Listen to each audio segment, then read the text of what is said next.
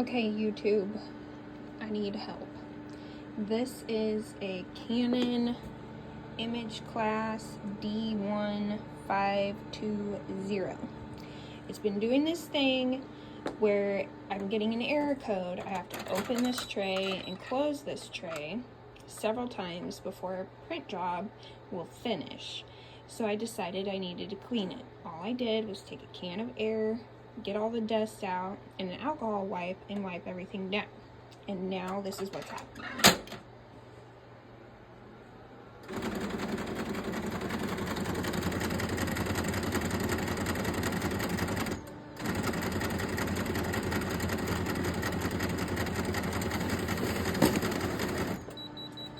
Okay, so it's obviously having problems pulling paper.